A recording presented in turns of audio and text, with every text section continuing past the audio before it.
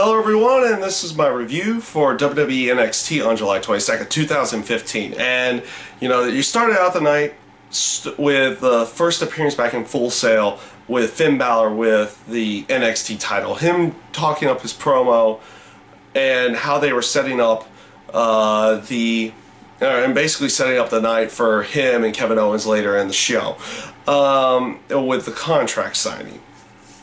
So not too much there to talk about. Decent promo from Finn Balor. I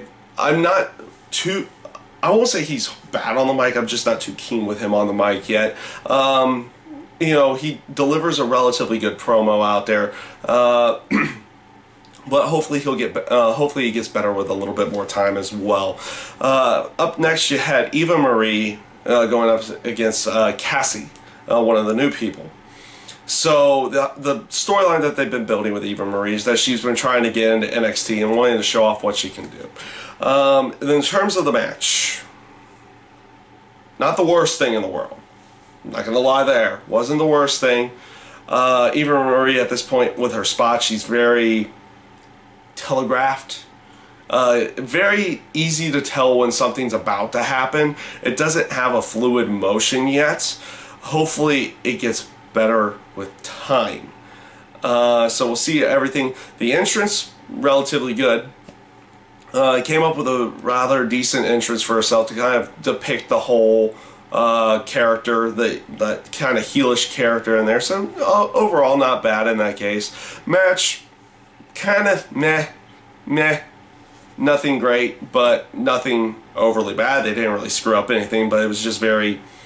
They didn't have a fluidity. Everything felt extremely telegraphed each way through. So hopefully there'll be some more fluidity with matches down the road. So we'll see how everything goes with that.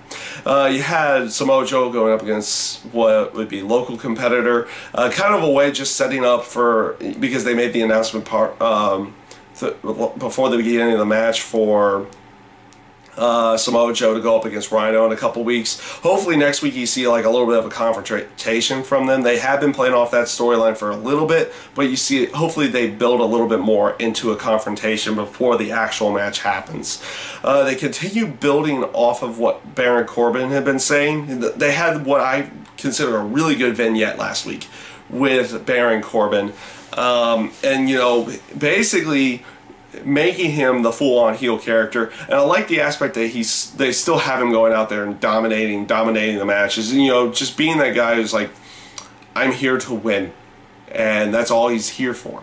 It's like he doesn't care how fast or how long the matches are, or even how good the matches are, or anything like that. He's here to win. So I kind of like the character aspect that they're going with Baron Corbin at this point in time, and we'll see who he full-on feuds with next. Most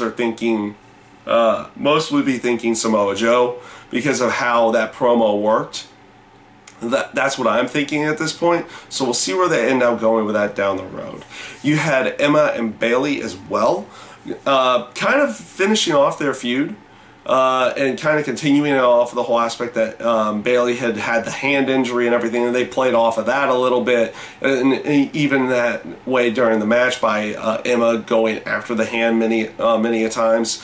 And basically, overall, relatively good match here. A really good match between the two of them, and I liked how the aspect of Dana Brooke getting kicked out was the way that what cost the match for Emma there. They played off of that pretty decently, and allowing Bayley to go over in this case, which they kind of needed to do. She's lost some matches to them, so okay, it's time for her to kind of go over, and we'll see if they continue on with any kind of storyline in there. You also had an area with Dana Brooke afterwards challenging Charlotte, and you also had Bayley challenging Charlotte as well. So you had Bayley in the match and challenge Charlotte because she wants to try to prove that she's the best and go after the NXT Women's title. But you also had Charlotte get challenged by Dana Brooke, and then they're setting up that match for the very next week. So we'll see how everything plays off in there and where they actually go with everything down the road here.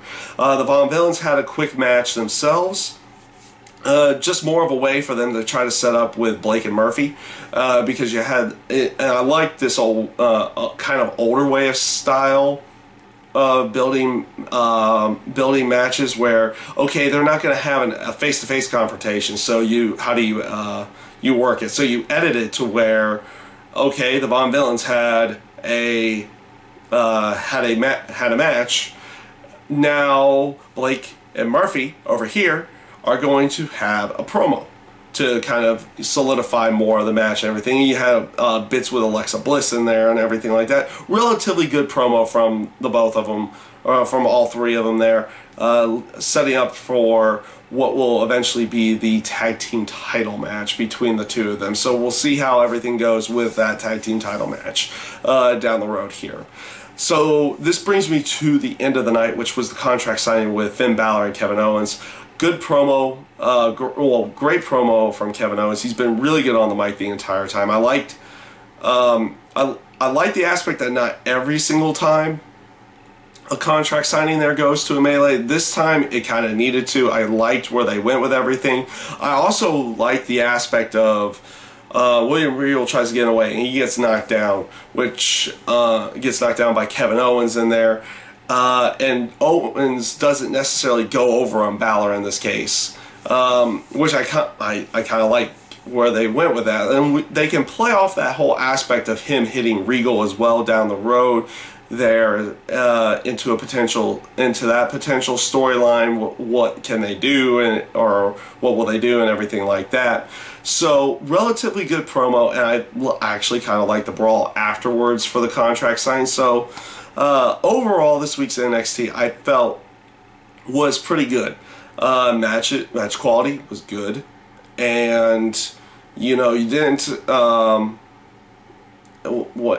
I'm kind of losing track of my thoughts here, but you also had kind of old style ways of them building the matches. Like, okay, we've got Samoa Joe here, but we have this storyline that we're not necessarily fully doing a face-to-face confrontation with him and Rhino, and they're going to have a match in 2 weeks, so let's make this announcement here. And then you also had the bit where the Von Villains had a match, and then right afterwards you get a promo from Blake and Murphy and Alexa Bliss, them to try to keep those storylines going. You also had continuation with Dana Brooke and Charlotte, but also them setting up something later down the road with maybe Bayley and Charlotte as well. So overall, I felt they did a relatively good job of keeping everything on track with everything, with their storylines, and making things kind of flow together. So overall, a relatively good NXT this week. And yeah, that's my review this week for WWE NXT, and I thank you guys for watching.